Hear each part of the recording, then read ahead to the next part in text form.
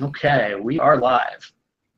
So hey everybody, welcome to the Dan Bullman Photography Podcast. Tonight I have a very special guest, Sean Cannell of ThinkMedia, who's going to talk to us tonight about how photographers can crush it on YouTube and really build a successful YouTube channel around photography. So before we jump into the show, Sean, why don't you give like a quick introduction to who you are and a little bit about your channels and background. Yeah, Dan, thank you so much. Pumped to be here live and also on the podcast. And yeah, my passion is to help people build their influence with online video and YouTube. And I got started in video in 2003. So I've been doing this for over 15 years. And I got started in my local church. And my youth pastor handed me a camera and Adobe Premiere, which I still edit on today. And he said, hey, start making video announcements. And Dan, I do not want anybody to see those. I hope nobody sees the videos I was making in 2003, but everybody starts somewhere, right? And that was when I started. And what was cool was I started doing weekly videos for our youth ministry. So that's 52 videos a year. And then eventually the lead pastor was like, hey, can you do these on Sundays too? That's 104 videos a year. And that was before YouTube even started, because YouTube started in 2005. And so it was then that I was getting my hands on the content. I learned the discipline of putting out consistent content, things like that. And fast forward, I started a media business in 2009, Clear Vision Media, doing a lot of photography, videography, stuff for small businesses, doing commercials. And then I did mostly client work for a few years, working with some YouTubers, authors, speakers, experts, helping them with video marketing and YouTube. And it's only been in the last 2 years that I have been going all in kind of on my own personal brand, helping people get similar results, helping them crush it on YouTube on a channel called ThinkMedia TV. That's all about the tips and the tools for building your influence with online video, whether that's the strategy side or what camera, what lighting, what microphone. And then a project called Video Influencers that I co-founded with Benji Travis, where we interview video influencers on a weekly basis and share more on the marketing, how to build your influence with YouTube kind of side of things. So that's what we've been up to lately. That's great. So I want to talk a bit about the beginnings of ThinkMedia TV and how you sort of grew it from being something that you were doing as like a part-time thing into now your full-time business or an outlet for your full-time business. So let's take a step back for a couple of years. Where were you at the time when you were just starting out the channel, and what were some of the things that you were doing in the beginning? Yeah, so ThinkMedia started in 2010, and it actually started as number 15 on the list of priorities. And so I was working on another channel with a friend. We're in North Seattle at the time. It was called Think International, and that's actually why it was called ThinkMedia. Think International was actually a channel in the faith space about leadership, interviewing a lot of kind of like nonprofit leaders and faith leaders. And then but as we were producing that content, and as I had just invested in a bunch of gear, in fact, the way I started Clear Vision Media was I got a loan. I got this loan from this website called prosper.com. And it was during the DSLR revolution. And I was like, man, the 5D Mark II is so expensive, but the 7D came out. And I was like, whoa, I could grab this for like $1,500 and start creating these insanely awesome looking videos that look so much better than camcorders look. And so I just got all that gear. And that's kind of probably a tip for people even watching. I know you help people with photography, is like when you are already in this space and you've already spent all this money on lenses and cameras and things like that. I just was like, I knew about YouTube, and I also knew about affiliate marketing, where if you talk about a product in a video, I just bought this expensive camera and I linked to it in the description, and someone clicks that link and makes a purchase, I get a small percentage and a small commission. So even though it was like way down on our list, I did start the YouTube channel as a place to talk about gear mostly. So ThinkMedia, and we were talking about cameras and just the stuff that I was using. And I was also able to share tips because I was using it to shoot wedding videos, to shoot videos for businesses. So that's when it started, but it was completely not a priority. And I just sort of dabbled in it over the years, worked on other projects, worked for a lot of clients.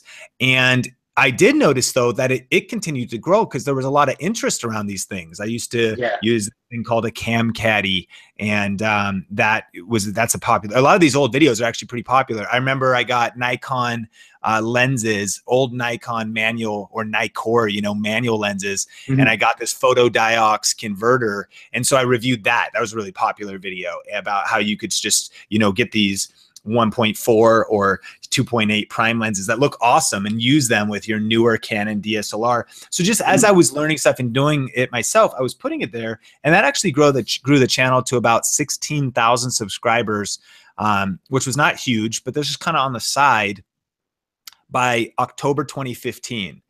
And then in October 2015, it was a crazy month because at that time we had done jobs and I had been a marketing director at a church and a lot of things. But in this season, I was full-time client work and freelancing. That's what I was doing the most. And that was probably making up 80 to 90% of our income. And YouTube was bringing in a few $100s a month though on the side, which is cool. And I think for people watching, there's such a potential to make that kind of money. Like that's very practical for people. And we can come back to that. But what happened was in 1 month, October 2015, week 1, I get a call from a client. They're like, hey, we hired some people. We moved some things around. We got to let you go. Week 2, I only had 3 main clients. Let me go. Week 3, the third one let me go. 80 to 90% of our income was just gone in 1 month. And I was like, oh my goodness. It's not something you really want to tell your wife. My wife's name's Sonia, hey, like this is what's happening. But it was a tough time. And I called a mentor of mine, David, and business mentor just kind of gives me advice times. I was like, hey, what do you think I should do? Should I go pursue clients anymore? Or should I go or do something else? And I was thinking just like try to refill the pipeline of clients and freelance work. And he said, I think you should go all in because you've been working on your dream job while you basically had a day job. And I think there's enough happening there that like, let's see what happens. So I talked to my wife. We realized based on savings, based on being, strategic, we could last about 6 months until we go bankrupt, and so now it's November 1st. So we just go all in. I don't pursue any other clients, all in on YouTube. But the cool thing was, again, I had done all this stuff. I had been helping other people grow their channels. I've been focusing on other clients in YouTube. So I knew what to do. I just took all that energy and just focused it all on my own channel, particularly ThinkMedia. And we were also working on video influencers at the time. And it went from 16,000 to 20,000 subscribers by January 1st, 2016. And by January 1st, 2016, we had fully replaced all of that income. Now it was all online. And the way we actually did that was just the Amazon Associates program, just Amazon affiliate marketing. YouTube ads was maybe like $100, couple $100, but still the channel was relatively small. And then from there, it's grown. We just crossed 300,000 subscribers. And since that time, I've been kind of all in just working the YouTube tips that I teach. And I like being kind of the guinea pig, like the case study to show like this stuff works. Like when I pass along information, it's stuff that we are applying on a day-to-day basis that we're doing this week. I'm shooting some videos this afternoon. It's here, I'm in Vegas. It's only, 3 or whatever. We still got some shoots today. We're shooting videos tomorrow, still doing this stuff daily and it's working. And so it's been an exciting ride. That's awesome. Yeah. I mean, it's been very exciting to see your channel grow. And like, I learned a lot just from watching your videos about how to really create content that actually grows the channel. Cause like I've seen a similar thing with my channel where I've been able to make some income through Amazon affiliate marketing. And I've been able to really grow the channel through creating videos that sort of rank in search. So can you talk a little bit about your strategy? So like, take me back to October 2015 when you just decided to go all in. Like, what was the strategy you really implemented to try to grow that channel and grow the income so that you could make it a full-time gig? That's a great question. And you mentioned, ranking, and that has kind of been the foundation of my strategy online. Now, it's probably important to note that YouTube best practices are something that everybody needs to do. And what I would say is there's a famous phrase when it comes to just online marketing and social media, and that is content is king. And at the end of the day, you have to have good content. Now, what some people mistake that for is they think good content means having the best camera and having like good lighting and things like that. And that's actually not what I believe good content is. That's important. You and me are both passionate about that. But what's more important is the content value itself. So one thing was, I was first and foremost, my assumption is people are focusing on making the best content possible, really good content. But one of somebody I look to for a lot of advice online is Gary Vaynerchuk. And he said, content is king, but marketing is queen, and she runs the household.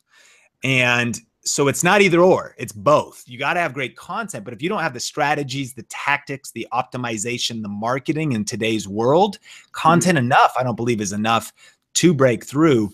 And so the foundation that I like to focus on is ranking. And it's simply this idea that YouTube is the second largest search engine in the world.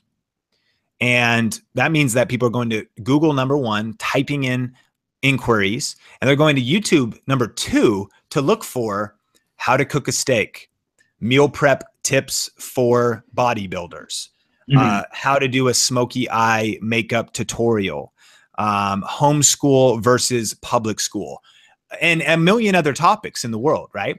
And so I focus on finding out the terms that people are searching for and then making videos around those, obviously my zone of expertise and around my topic. So my channel has grown by a lot of videos. Like if you type in best camera for YouTube, you'll see my video. It's a tech channel. So those are the kind of topics, even things like budget lighting, or things like how to, get more views on your YouTube channel, and hundreds of other topics.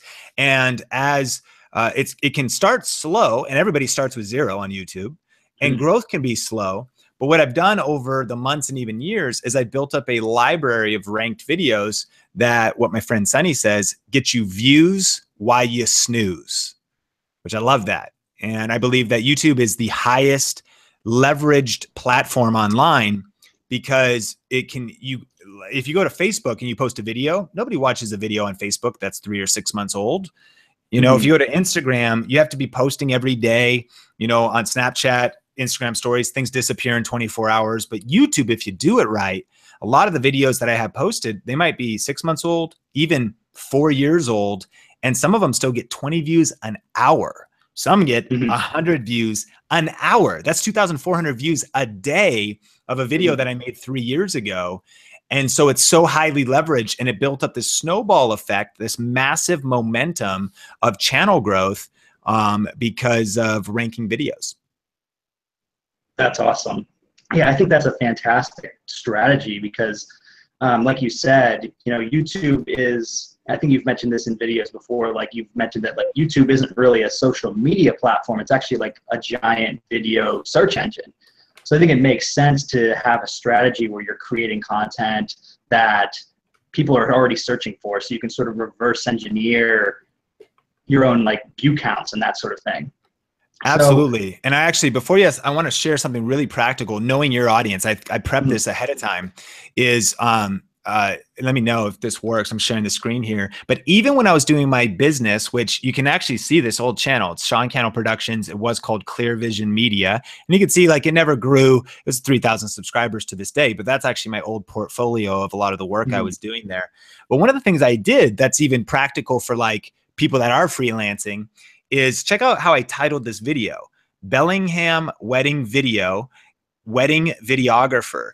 And when people search that, which is not like tons of people are going to search that per se, but the people who are looking for somebody who does, in that case, a service that's probably in the area. And Dan, just from that one video, I'm going to see how I can actually, did I stop screen sharing? Perfect. Yeah.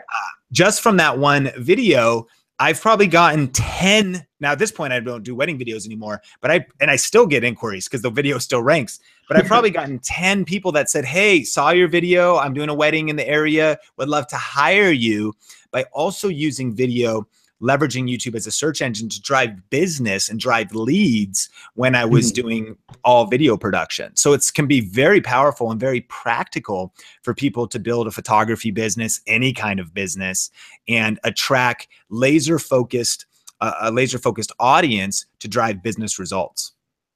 Yeah, that's amazing. And like, I think one of the things that I talk to like with my photographer friends is how they can use YouTube to sort of market their own business or to create educational content as a way to grow their own brand. So let's say you have a photographer who wants to teach workshops. Like, what kind of content would you recommend that they try to put out in the beginning to sort of grow their channel and grow, say, like a portrait photography channel or something like that?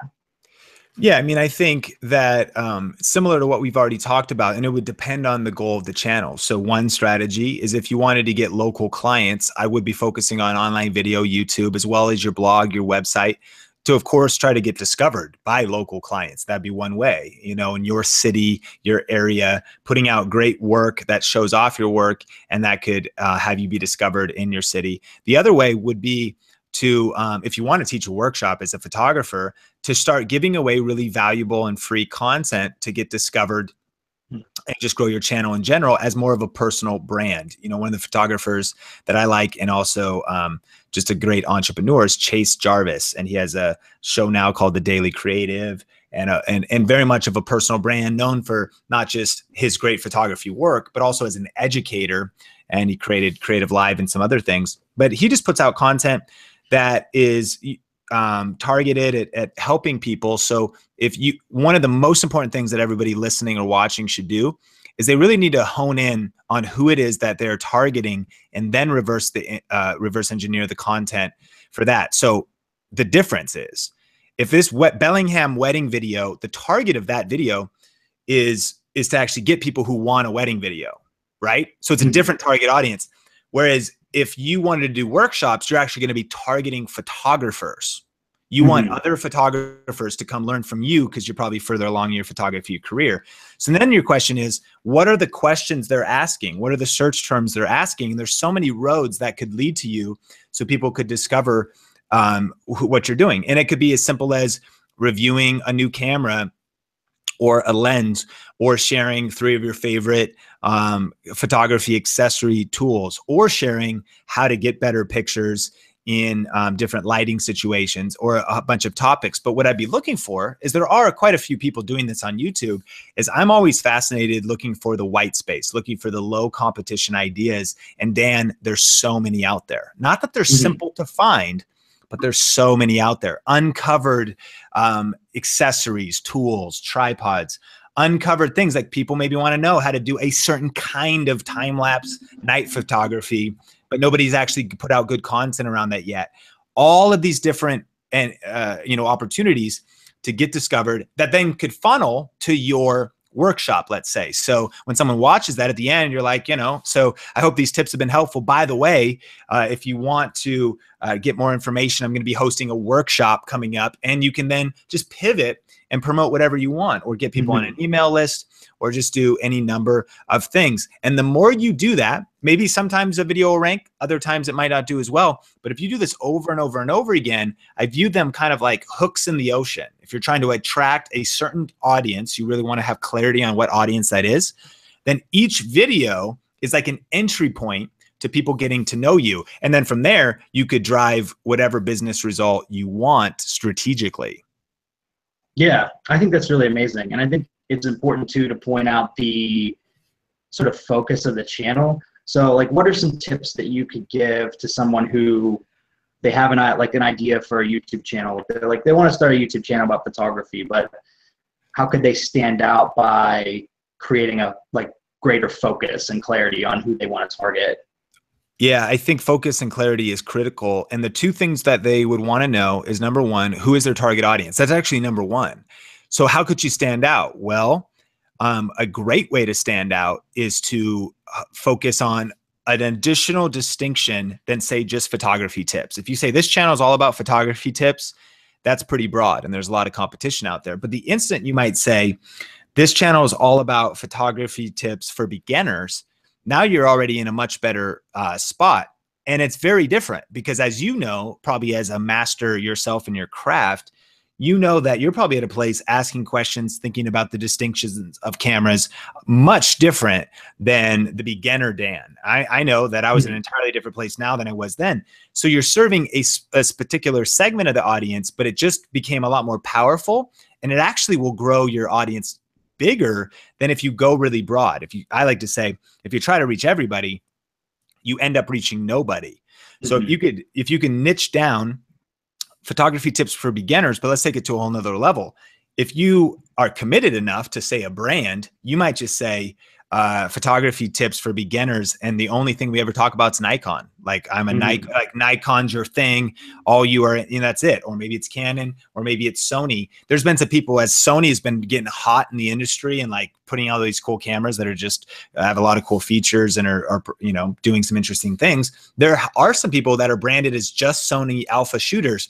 And Mm-hmm. think about that brand. Like they totally make sense. People's like, okay, I either hate that guy because I'm all Canon, or they're like, I love that, great. And that becomes the go-to expert. And that's pretty niche, because now we're talking about just Sony alpha in a world of Pentax, Olympus, Canon, all these other brands. Mm-hmm. And so the more that you can niche down on who your target audience is, and if you say, well, my target audience is every brand, is photography at every level, you could even, as we know, it could just be you're obsessed with landscape. There's a magazine called Outdoor Photographer, right? Mm-hmm. And that magazine is just about landscape and outdoor. So it's not about portraits. It's not Mm-hmm. about sports photography. And that magazine has a strong brand, and they've niched down. So that's probably one of the best things, not only to figure out who your target audience is, but try to make it as specific so you can really stand out in a crowded world of a lot of generalists. Instead of being, Mm-hmm. a generalist, really seek to be a meaningful, specific. And then the second thing is then to figure out your value proposition for that audience. So now if you know that you have a photography channel for beginners who are using Nikon, your value proposition, you could just write it on a napkin. I'm going to post 2 videos a week. One of them is going to be a live Q&A about that, so I'll help people. And then one Mm-hmm. is going to be just my tip of the week. Maybe you're going to do 3 videos. One's going to be a gear review of the week. And now your value proposition is you're like, hey guys, every week on this channel, I'm bringing you the best tips to get started and get results as a beginner photographer that's shooting Nikon. Every Monday, we have a gear review. Every Tuesday is Tip Tuesday, and I'll help you take better photos, whatever. And then every Saturday, we do Q&A to help you get clients, figure out, whatever. And it's like basically kind of putting together even a loose content schedule. So you could say, hey guys, this is the value that we're going to offer you, to make this practical for us on video influencers. We say that this channel is about helping you build your influence, income, and impact with online video and YouTube. So immediately, it is somewhat broad still, but actually pretty specific, because we're not helping people with podcasting. We're not helping people really with social media, unless it's social media to grow your online video presence. Mm-hmm. Everything wraps around this one idea, and we're not helping people with blogging, and we're not helping people with cooking, and we're also not helping people with photography. It's this one thing. And then our value proposition is, hey, every week we're going to post a tips and strategy video for YouTube and an interview with a video influencer. So it's a simple value proposition that has helped grow the channel, because every week we just try to put out a good tips video. And then we always are trying to, post interviews with video influencers, people using video and crushing it and getting results. And that's the foundation of success on YouTube, knowing your target audience and then defining your value proposition and then communicating that to them. When someone asks, hey, why should I subscribe? You can say, well, if you want to learn online video and you want to see an interview weekly, I mean, like, you just know what you're offering. And that is how you can grow and start a powerful, powerful channel. Yeah, those are amazing tips. And that's like some of the things that I have been trying to really focus in on recently, is like getting some more clarity, getting some more like honed in on what the value proposition is. Cause like I've been making a lot of videos about photography and film photography and portraits, and sometimes it can be a little disjointed. So like I'm trying to focus in. So I think this is very useful for someone who's already like been making YouTube videos for a while or trying to get started. So you've seen some things in the news where people are saying like YouTube is dead, or you've got the adpocalypse, or for people who like there's no room to grow in 2017 if you're starting out. So like, what would you say to people who they haven't started a channel yet? Like, is there still opportunity on YouTube if you're starting from day one, like today?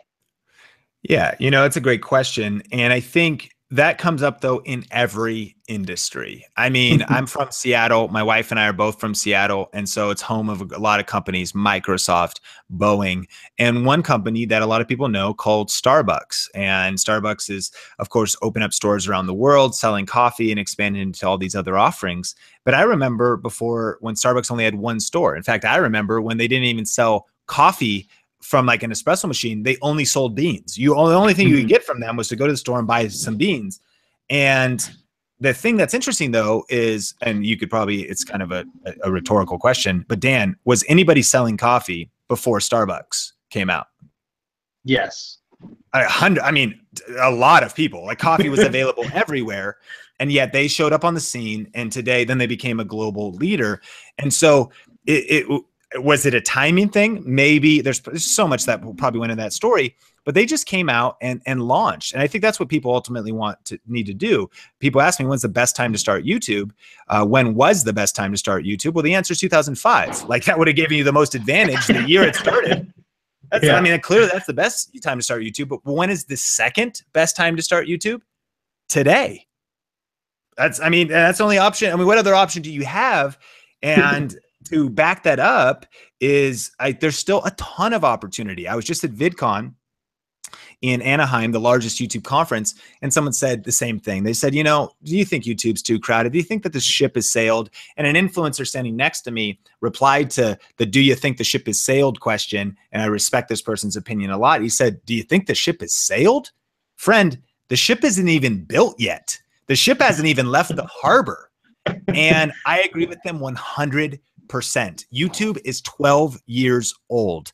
I don't know what age demos watch your channel, but I'll tell you this, a 12-year-old is not in full maturity. Every 12-year-old I know is still developing on their journey towards what they're going to be in life. And so YouTube is still super young. And not only that, Susan, the CEO of YouTube, just announced that there's over 1.5 billion monthly active users that are logged in with a Gmail address. And they're watching over 1 hour of content on mobile devices per day. So the platform is healthy, tons of viewers. There's lots of consumption happening. And not only that, there's a recent Huffington Post article that says 3 to 5 billion new people are coming online between now and 2020. So there's this surge of people coming online.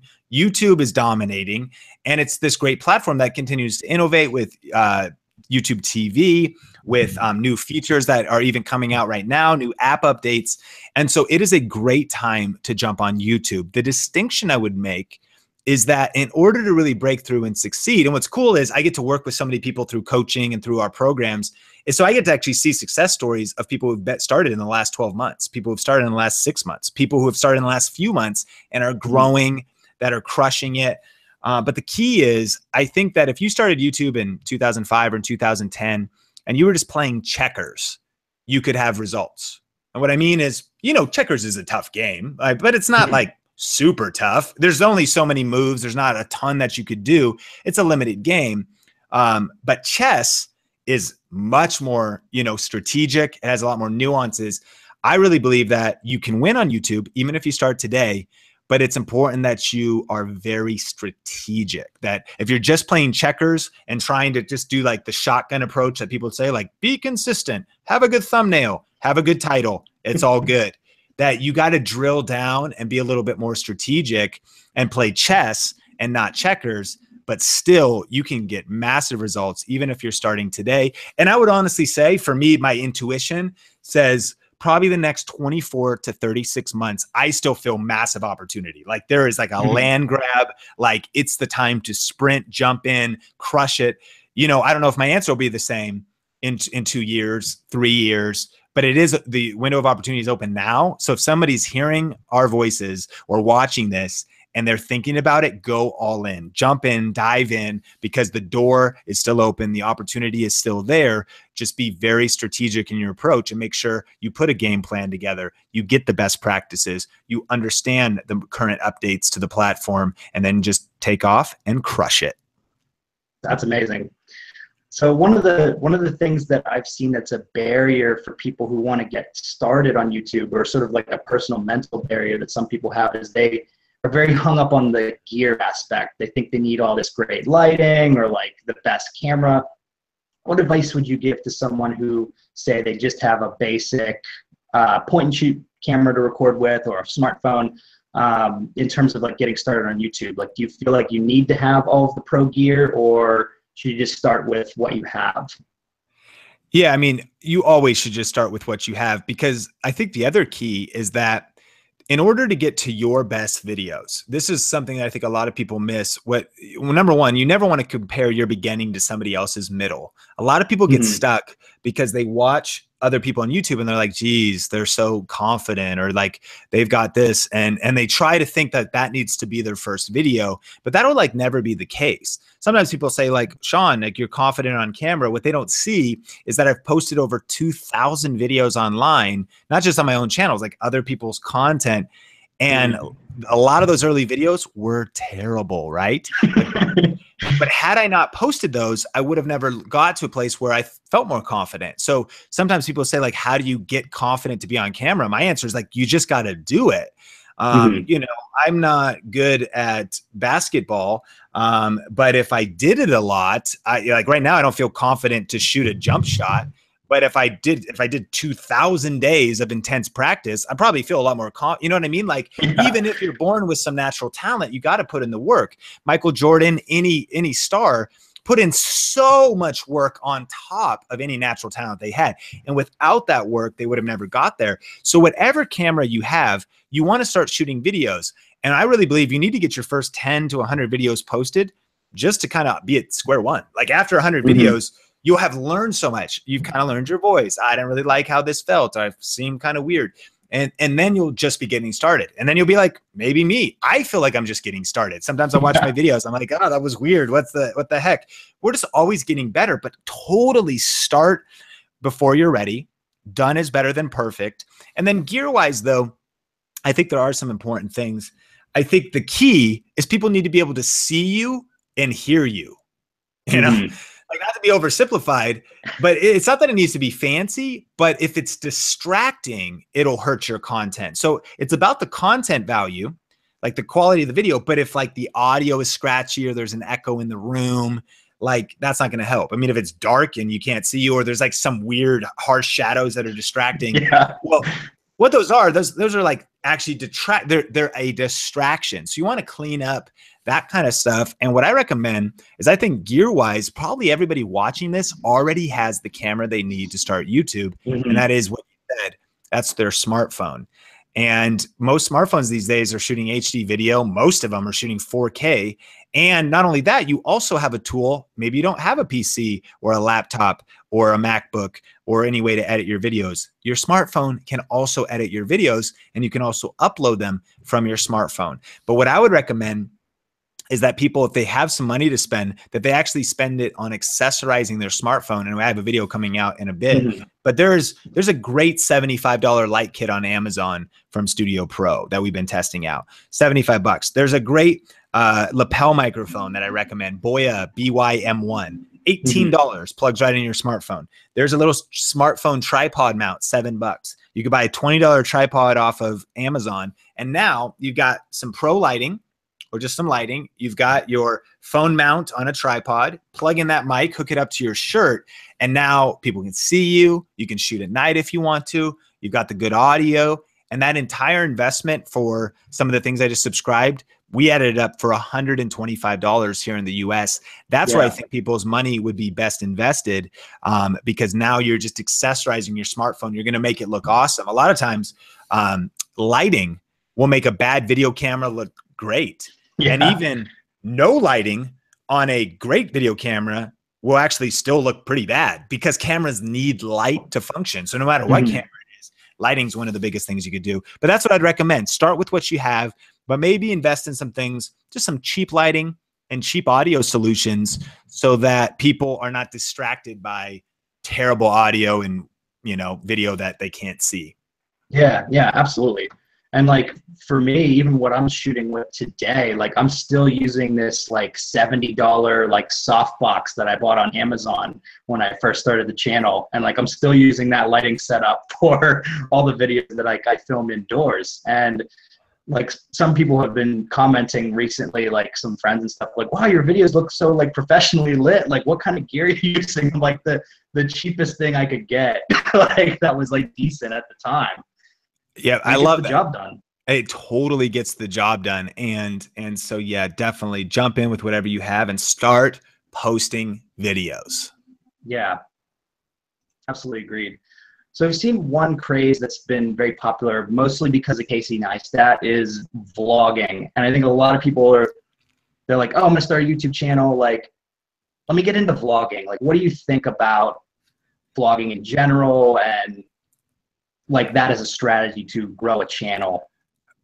I think that it is, I'm glad you brought it up, and nobody's brought it up on any interviews recently. And I think I'm excited to talk about it because I think it is one of the worst strategies that anybody could be doing on YouTube. And it's a strategy that like everybody seems to be doing on YouTube. And you're right, Casey Neistat has made it very popular. And I think there's a few things that people should be checking, and they really should be thinking through their motivations. What I'm seeing people doing is they see Casey's lifestyle and they see his vlogs and they see the cool factor and they just think, man, that's like the dream.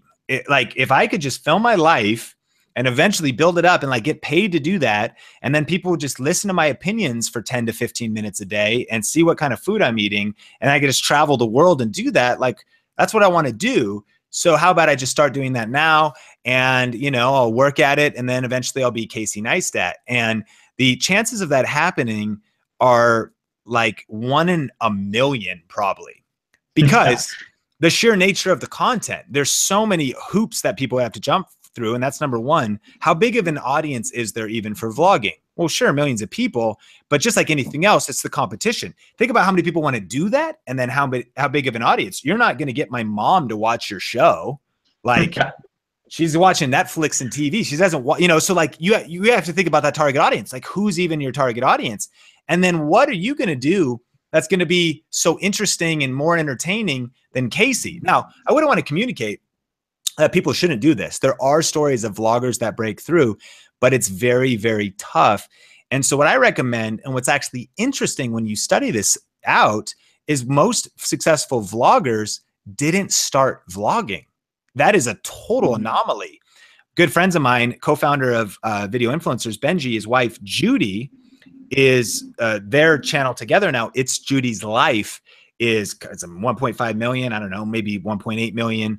And they're vlogging, and it's at this point now they have 3 daughters, and it's a lot. People watch them, they'd be like, this is the best. Like just chill with your family and do this. But what they don't realize was that she had a niche channel first.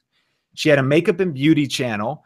She grew her influence there, and then had enough of a critical mass to launch a vlog channel for enough people to pay attention. Then the vlog channel surpassed it, but it was a niche channel first. When you look at a lot of the vloggers, most of them that are successful, you could even look at Logan Paul and Jake Paul right now. Number one, love or hate them, there's a lot of talent and strategy there, but they migrated audiences from somewhere else. They had Vine influence, they had other influence. So they were able to start with a level of critical mass. But then you could also look at most vloggers, again, they build up trust with people and they get to know people because of a value-based channel. Laura Vitale, her and her husband have a vlog, but they've built a cooking channel with lots of cooking recipes, and a portion of those people were like, we'd love to see your daily life as well. And so I think most people have their strategy backwards. Sometimes a handful of people will say, hey, Sean, why don't you start vlogging?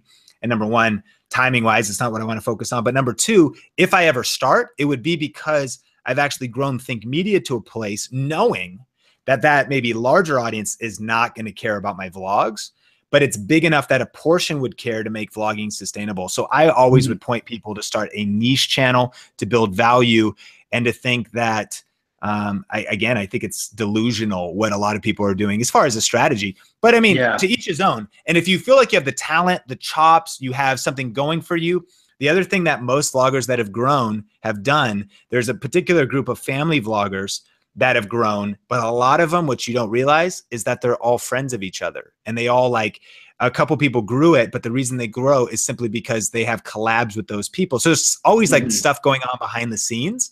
So if you have those relationships, or you feel like you are the next vlog reality star, sure, go for it.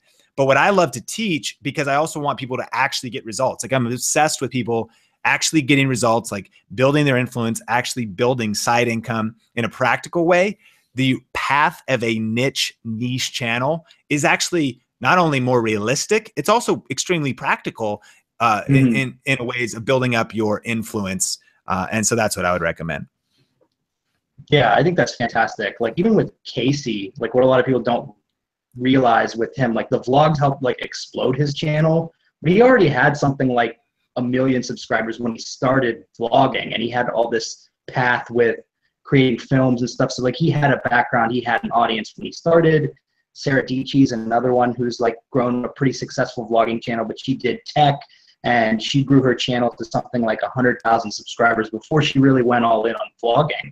So like the people who want to start vlogging at the beginning, it's so hard to grow because it's so hard for people to just find your content. Like what would you turn up in search results if you type vlog? Or there's probably a gajillion things that would come up. So it's just such a hard way to go about growing on YouTube. 100%. And that is a good example. You know, I was watching Casey for probably a couple of years before he started vlogging. And I saw that too. He basically he had built his reputation with niche indie videos, like specific videos. He'd have a couple of viral videos. And so he was at this point of critical mass. So there's totally different paths. And I've gone extreme on this. I mean, I wouldn't want somebody listening to be discouraged, especially if they feel like they have the chops. But I'm definitely speaking more to the people who maybe feel plateaued, or even their growth trajectory is just too slow. My wife and I, we daily vlog for about 50 days straight. We also learned how hard that was. Not everybody tries to do daily, but I was doing full-time job and client work. I mean, I was like doing nothing. It was a ton of work, but we got to a place where we're getting a couple of thousand views per episode, like 2,000. And that's like good. You know, it's not terrible. But one of the aha moments was like, for this to be a full-time income on YouTube, like knowing the math, we are so far from that. So I just was like, okay, for our goals on YouTube, we need a different path. If we parachute like back into vlogging, it'll be because we have a different, path on the journey. So some people who are vlogging, they might even be doing decently well, but you got to ask yourself, I mean, again, like what are you going to do to grow? If you've got a good plan, a good game plan, you feel the momentum, maybe keep working it. But if you're not feeling it, maybe an adjustment of your strategy could be what you need to do. Yeah. Yeah, I think that's great. Like one thing that people might want to do if they're vlogging, like maybe do like 2 videos a week or something, like one's the vlog and the other one's like a gear review or something that can help get ranked in search and sort of grow their audience on the side while they're doing vlogging to sort of bring in people to start watching the vlogs. I totally agree. And actually friends of mine, Sam and Nia, originally blew up in their vlog because of also like creative content that was actually kind of intended to go viral. So it was like parents and kids singing a Frozen song in a minivan. And this was, again, before like everybody was doing that. So they got to that idea very early. I think it got something like 30 million views. And so it certainly is possible to build a career, and then they be, family vloggers off of that. And they didn't really do niche content, but they did strategic growth content. So if all you're doing is posting 15 minutes a day, like, hi guys, welcome back. Well, that's never going to go viral because hi guys, but if you should be doing, like you said, maybe you vlog a couple days, but you actually have strategic growth videos, and maybe that's you interview your kids and it's hilarious, and it's positioned in a particular way, or you do something, the latest Disney movie you jump on. Every vlogger, if they are committed to vlogging and they want to grow, should have some sort of growth trigger strategy, which I believe would be vlogging less, meaning maybe a few days a week, and at least once a week or as often as possible, trying to create strategic videos that maybe not even might just rank, but like one where if they just did cosplay and you just jump on some trend, something that's happening in culture and hack that so that you could get wide exposure. And then at the end of that video, you could say, hey guys, I hope this video was entertaining. It was kind of funny. We had fun dressing up. By the way, we also vlog 3-4 days a week or whatever it is. And so that is then a growth video that could lead back, and then you can educate any viewers as to what you do on a regular basis. Yeah, that's a tremendous strategy. Like anything that can sort of like drive traffic to some of the vlogs or the other things that you're trying to get people to go to is so important. So I do want to talk about Video Ranking Academy, but before we jump into that, I did want to ask one more question about viral videos. So do you have any tips? I think this is something that a lot of people are trying to unlock, is like, how do you go viral on YouTube or on the internet? Like, do you have any tips for how somebody can maybe try to reverse engineer virality around photography content? Well, around photography content, I'm not sure, but I have a couple resources that are helpful. I think if you want to reverse engineer a viral video, there's a couple common traits of viral videos. A lot of times they have music in them. A lot of times dancing. A lot of times they're funny. A lot of times they're extreme. You know, you have a good idea if there's heightened emotions. So either if it's a wow factor, like all of a sudden, you know, somebody parkours from like a skyscraper to the top of a building. That's the kind of stuff that goes viral, because it's just like, whoa. Things that are very, very sad can get shared. Like, oh, it's so sad, but it's heartwarming, but it's sad, or it's so funny. It's always at the extremes of emotions. Also, viral videos a lot of times can be polarizing. So I actually do kind of have an example of a viral-ish, and it is not viral, but a viral-ish video that I did on Facebook. And it was very much strategically reverse engineered to do what it did. And it was Sony versus Canon, very polarizing. And I kind of went through each one. I mean, about 500,000 views, tons of engagement, lots of shares. And so polarizing content can be very good for getting, you know, noticed, getting exposure. And then the last thing I'd recommend is there's a video that we just posted on Video Influencers about how to get a viral video. And my friend Bryce from the Jergies vlog channel, he actually did. They grew their vlog channel through they were at about 4,000 subscribers. And what he did, because he actually has a consultancy and he's worked in the brand space of creating viral videos, what he did is he wants to get press and media and Facebook pages and even YouTube pages to share his content. So he actually reverse engineers how to go viral. And so what he did was he thought, okay, what would get shared in my world? Well, we're just a couple, we're just the two of us.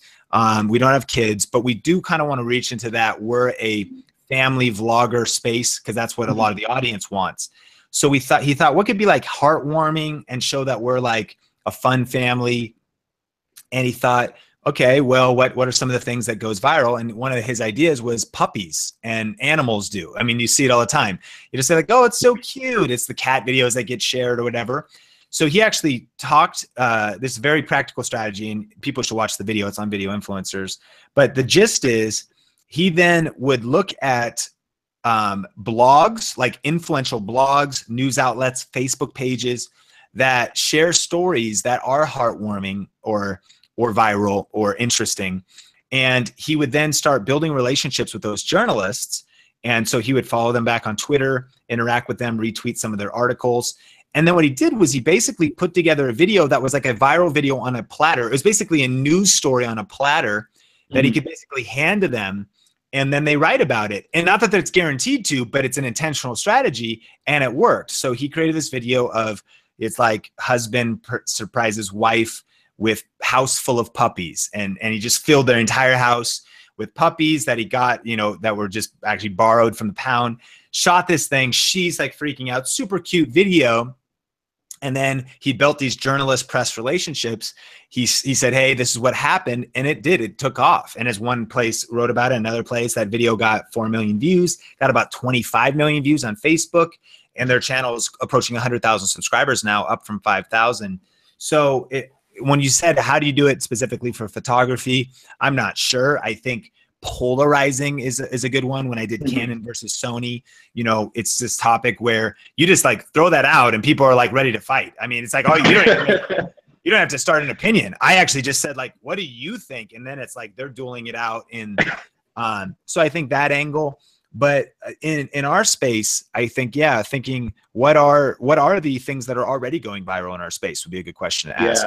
And then what are the articles, topics, Facebook videos, blog posts from, you know, whoever, The Verge, you know, Tech Radar, or just any of these CNET and maybe other publications, individual influencers that are jumping on things, and trying to figure out how to hack your way to get that media exposure, as well as create content that could very much go viral because it's maybe polarizing and shareable.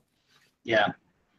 I think that's amazing. I think like one of the things we've seen, and I've seen just from talking to you today, is that there are lots of different ways to grow an audience on YouTube. And if you want to do it, like now's the time to dive in. But like one of the things that I've struggled with is I learned a lot through trial and error, and I'm watching YouTube videos and stuff, but like you actually offer a training. So if somebody is saying like, yeah, I want to get started, I don't necessarily know how to create videos that are going to rank or something, but I'm interested in learning how. Can you tell us a little bit about the course Video Ranking Academy and some of the other trainings that you might offer for someone who wants to learn more about this and really dive in? Absolutely. Yeah. And thanks for asking. So, you know, number one, probably the best resource for everybody watching or listening is tubemasterclass.com, TUBE Masterclass. And that's actually a free training. Some of the concepts that we talked about here and the strategies, it's about an hour long, and it breaks down as much as I can teach in an hour on how to rank videos, but also how to do a lot of other strategic nuances that are kind of based on this conversation. And so people could check that out. Totally free, 1 hour of training, tubemasterclass.com. And that's also a good starting point, the best way to get to VRA. At the end of that masterclass, you'll hear about our signature program called Video Ranking Academy, which basically is just what we're talking about, right? And Video Ranking Academy specifically is a program that we put together. I'll read the specific line. It's a proven system for creating and ranking your videos, growing your audience, and turning your views into income. And it breaks down the system that I've personally applied, as well as now tons of members have applied. We have a couple students that have already gone full time. The program's it's about a year old. The 2.0 version, I'm shooting it today. And so it's always current, it's always fresh. There's also a private Facebook group. But we've had a couple people that have went full time, tons of people that are making side income, part-time income, and really growing their YouTube channels. And it just breaks down my system. And what I think people will see is that there's you know, a lot of moving parts to it, and that's why we wanted to put inside of a program. It's essentially like a college course on YouTube, and the nuances of what it takes to get views, grow your audience, find those really powerful video ideas, find the white space and the non-competitive space in your niche, and then put videos out around those topics. Get them to rank in search so that you can get those views while you snooze. And so we've been getting great feedback around that. And I guess we could link it up in your show notes too, or whatever you think. But Tube Masterclass is definitely probably the best starting point for people also to kind of just even maybe get a few nuances around this, and a training that'll be very valuable, whether Video Ranking Academy is right for you or not. Yeah. I think that's amazing. So yeah, I'll link that up again for those listening right now. That's tubemasterclass.com, and that will be linked up in the show notes if you're interested in checking that out. And I got into Video Ranking Academy recently, and it's been super helpful for me so far. Like, even though like I knew some of the stuff, but just being able to walk through it and see somebody else sort of walk through some of the strategies for doing like keyword research and even like how to create the title of a video has been super, super helpful. So if you are out there and you're interested in being serious about YouTube and growing a channel, like, I definitely recommend checking it out. So we are getting close to time, and I do want to ask a couple questions before we close. So first, I just want to hear, like, what are some of your plans moving forward with ThinkMedia, video influencers? What's next for Sean Cannell? Yeah, so video influencers, kind of exciting. You know, the reason we started it, or the genesis of the idea, was actually to write a book. And I had just gotten off a plane listening to a podcast about putting all your ideas in a book, and it was from a friend of mine who actually was recommending a service that helps you kind of like ghostwrite a book, like get all the ideas together. And so Benji and I have been good friends since 2010. And we were driving in Seattle, and we're like, you know, when we look over our history, you've done, a lot of people don't know this about him. He's done, like, him and his wife have built kind of a YouTube celebrity side of things, and he's talked to a lot of people in that space. But he also started a real estate channel called, I I forget what it's called, but he went from selling only 10 homes a year to over 100 a year because of a small YouTube channel that started tapping into actually ranking locally and getting listings out there and some things. So he had done real estate, he had done the YouTube thing, he'd done his own channel, mostly cooking videos. And then for me, I have had done a ton of behind the scenes. I actually wrote a book years ago called YouTube for Churches. I had helped a lot of speakers and authors with YouTube, done some things on my own channels, as well as done a lot more of this kind of ninja optimization things. So we were driving, we were like, you know, I was like, what if we wrote a book? Like, we have all this video knowledge, whether on the business side, the personal brand side, the YouTuber side. Like, what if we could combine our knowledge into something? And this is how we could do it. Like, we could work with this company. We just pay them money. They'll interview us. They'll put all our ideas together, and we can make like this resource that could help people really get results with video based on our combined over 20 years of experience on this. And so that was the original idea. But then once we actually had already like jumped into it, we're like, all right, let's do it. I was like, you know I've helped authors launch books. I've launched books for other people before. I was like, even though you've got your kind of YouTube audience, and even though some people follow me, people don't know us for this though. We haven't built a brand around this yet. So let's like stop the book and try to see if we can build a YouTube channel, as well as see if the stuff works. Like, hey, do we even know? Like, do we know this stuff works? And that's actually why we started the Video Influencers YouTube channel 2 years ago. And we completely put the book in the back burner. And since that time, Video Influencers grew from 0 to over 150,000 subscribers now, and it's growing pretty rapidly. And the book is coming out first quarter 2018. So we're working on it now. A lot of stuff coming. There's gonna be some training around it. It's a lot of fresh stuff. And I'm very excited about that book and that resource. And then Video Influencers, I think we've got a lot of stuff coming up, like maybe some in-person training, some workshops, as well as our access to other people that we've been able to interview to maybe gather some different people that people could learn from. And then ThinkMedia, man, we're just climbing, like we're just on the grind. At this point, it's just the journey to 1 million subscribers. We just crossed 300,000. And it's growing by about 18,000 subscribers a month because of mostly ranked videos. But we're always trying to put those new videos into the front, just keep uploading. So I always have a Google Doc going with all kinds of video ideas. And things go a little bit seasonally. If anyone has a YouTube channel and they fall off the horse, per se, that happens to us. I usually don't drop below 1 video a week upload, but sometimes I go on kind of sprints, and especially when I have a lot of creative ideas or whatever. And so between now and the end of the year, man, just crushing on ThinkMedia, trying to probably upload 2 to 4 videos a week, trying to do YouTube Live. And then we're also paying a ton of attention to a lot of social. The big theme from Social Media Examiner this last year was that any online influencer of any kind needs to be omni-channel. What does that even mean? It means that you don't want to put all your eggs in one basket.